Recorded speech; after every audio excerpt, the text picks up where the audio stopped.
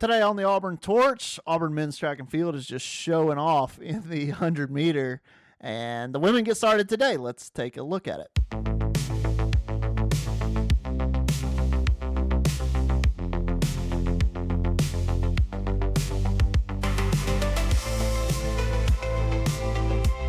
Just noticed this as I sat down to record. We'll get to today's activity in just a minute as you listen. It's Thursday, May 28th. Going back to Wednesday, going to yesterday, at track and field at Lexington. We're going to talk a little bit about tennis and then look ahead at the women in just a minute. But at track and field, NCAA East preliminaries, Ajayi, top time of all heats, as you would expect. Bouncing back and probably a statement made to run through the line after kind of a little bit of a mishap at the SEC championships. He ran a 9.90 in the 100-meter dash, and I mean that's a national championship time if you run that in the national final. Easier said than done to get all the way to the final and to run it there, but that's a national championship time if you run that in the NCAA final. And Israel Akon, featured right now on AuburnTorch.com. He has the third place time. Sorry if you're listening. Third place time out of all of these heats, 10.02. Again, how this works, they are advancing now to Friday. From Wednesday to Friday, and on Friday, the top 12 out of that group will advance to the NCAA championships in Eugene, Oregon. This is like basically a regional. They have an East preliminary and a West preliminary. This is basically Auburn's regional, super regional. But a whole slew of people are advancing from Wednesday onto Friday, and then a limited number from there advanced from Friday to nationals. So anyway, Auburn advanced a ton of people in the 100. I'll read them all for you now. Is it 1, 2, 3, 4, 5? 5 in the 100 meter.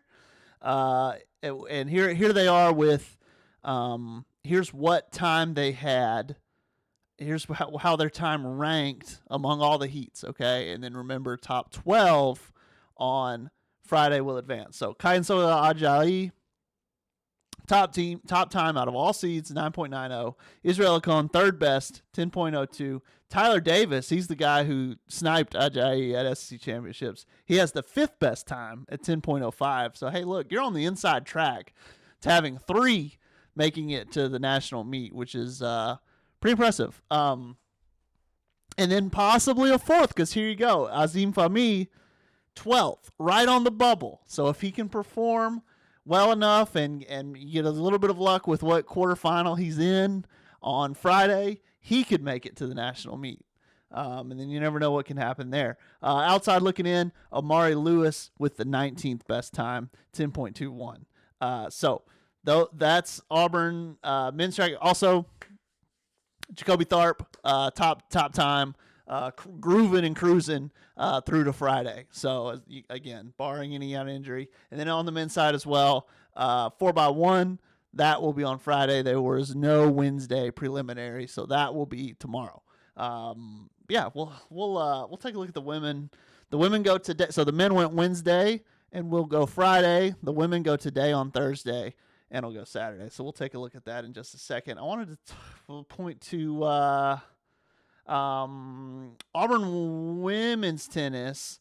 DJ Bennett and Ava Esposito. I didn't even point to what I was looking at here. So sorry, Ajayi. What I had just noticed was Ajayi at 9.90. Like I said, national championship time. It would be a championship time, right? Ajayi actually broke the facility record in Lexington. Okay. So that everyone keeps track of the facility records. They're in Lexington at Kentucky, at Kentucky's track. That record was set in 2024 by former Auburn Tiger, Nigerian countryman, Favor Ashe. So Favor, who was probably the beginning of this Nigerian pipeline, he's mentioned in the story about Israel. He was kind of the beginning of this pipeline, and it went from Favor to Ajayi and now to Israel. Anyway, that's what I wanted to talk about this whole time. But anyway, yeah, so pretty cool. A little bit of friendly fire, but records are meant to be broken. So Ajayi has broken his, right now, what one of the things Ken told me was that Ajayi is, like Israel's big brother, on campus. And before that, it was Favor who was Ajayi's big brother, right? So, hey, maybe Israel will break this record one day too. So we'll see.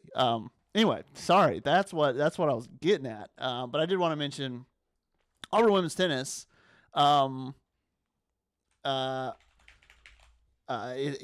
DJ Bennett and Ava Esposito are going to a collegiate wildcard playoff. I just figured I'd explain what this is because DJ's actually done this before in singles. She didn't get out of it, but basically June 17th through 18th in Orlando, 4 doubles teams will play a little playoff, a mini tournament between 4 teams, and one will get a spot at the U.S. Open. So, hey, they're 2 wins away from playing doubles at the U.S. Open. That would the main draw. That would be pretty incredible.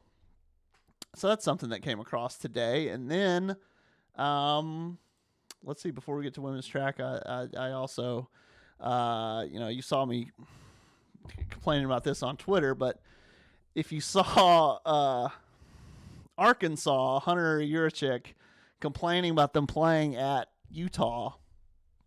So they have to play at 9:15 Central on a Saturday, and then they have to get home, and they have an 11 a.m. kickoff against Georgia the next week, and blah, blah, blah. But, why did you schedule a West Coast team? I mean, it's Utah. I guess they're Mountain Time. But anything in Pacific and Mountain Time, you got to understand that you're going to be playing late probably. I mean, why? Did Auburn complain when they played Cal? I mean, what? Anyway, all to say, Yurachek, who's, man, he's just doing great. He's having a great time. He puts out this statement, all this stuff, blah, blah, blah. Formally requests the SEC office aggressively pursue alternative, blah, blah, blah.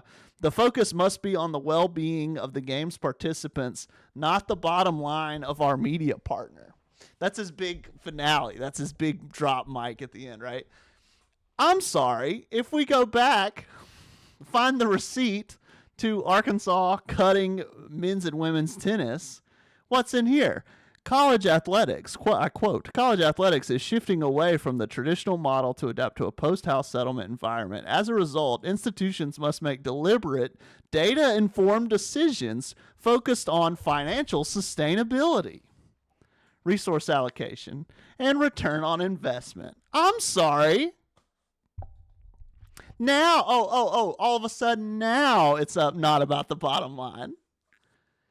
What was this, 2 weeks ago? All of a sudden it was. April 24th, a month ago. A month ago it was. No, not all of a sudden. And I think Nathan King put it best. Brother, Georgia's picking the score no matter what time you play the week before. I think he said the SEC could give you a double bye, and Georgia's going to score exactly what they want to score. Golly, we've gone for a long time already here. Let's quickly run through the women who are competing at SEC championships today. Again, this is talking about competing on Thursday and trying to advance to Saturday. We'll run through that real quick, and then we'll get out of here. In the women's 200, Kevel Bird has, you're trying to be in the top 3 in this heat, and she's on the outside looking in. She has, there's 4 girls with better qualifying times, but she's, you never know, run a good race, right? I'm sorry, Auburn's Reese Webster. See, that's why I hesitated when I read that, because I was like, who's that? I read the wrong line. Reese Webster. In the 1,500 meter run, 5 come from each heat, so a little more chance here. But again, Camilla Gomes, Jr., appears to be on the outside looking in, or maybe on the bubble. She's on the bubble, I would say. On the bubble with the 5th or 6th or maybe 4th best time here. So got to perform well to try to get to Saturday. I keep wanting to say Friday, but it's on Saturday. Here at women's 100-meter hurdles, here's a contender for you. Danae Nimhard. She was did really well at indoors, at SEC indoors, and has the second best time in her heat and top 3 advanced there. So she's on the inside looking out, right? Also in the hurdles, but in the 400, Zuriel Reed is matched up with a demon right here. Look, she has at 57 seconds as a seed time. Everyone's at 57 or 58, except for this Michelle Smith from Georgia, who's at 54.72. That is moving 3 seconds ahead of the field. Good night. But anyway, top 3 advanced. It looks like she has the 4th best time in her heat, so going to have to perform well. So maybe outside looking in on that one too. On this 4x1 relay team, I looked at the times earlier. That's outside looking in. Going to be a long shot. Alyssa Quinones-Mixon, man. We'll see. Maybe she can advance. Top 12 go to Eugene, and her seed mark is 4.36 meters, and I'm not seeing, more than 10 higher than that. So, I just, she didn't make national indoors. So I just thought, how much different can pole vault be from indoors and outdoors? I don't know. It's a question to ask. I just thought she wasn't a top contender, but maybe she can make it. So now this will be top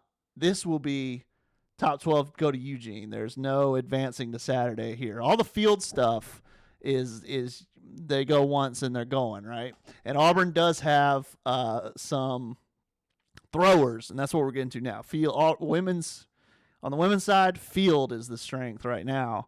It appears to be, and led by Megan Haig, of course, who we talked about on the torch. Here in the shot put, here's Haig with one of the best qualifying marks of anyone, 18.63 meters. She's in the best flight, the top 12 advanced. And top 12 advanced, and there's 12 in a flight. She's in the top flight. In the next flight from Auburn, Marley Rekawasa, and Cameron Massey. They're more on the outside looking in, but Massey especially might be able to catch somebody. Got to catch somebody in the last flight, and maybe someone will have an off day and catch them. Also in the last flight on discus, this will be Rekawasa and Massey, both in the last fight, both in position to advance. And then in the hammer, Nora Lind, who's a freshman, in the last flight for hammer. She's down here 63, kind of in the low end of that final flight, but you're in the last flight. You're among the best, and you're among the best 12. So you just have to stay among the best 12. And you'll go to the national meet. And then in javelin, another one, Sophia Mazzoni for Auburn is in the last flight. So, golly, they might have an advancing, we'll see, they could have an advancing women's thrower in every single throwing event. Javelin, hammer, discus, and shot. Wow. So we'll see. We'll see how that goes. All right, let me get out of here. That's all I got for today. We will be back. We'll be following this. And, today, women's track and field at the East Regional. Tomorrow, Friday, men's golf starting at the NCAA Championships. We'll be following it. All right? So, until tomorrow, take care, and we'll be back.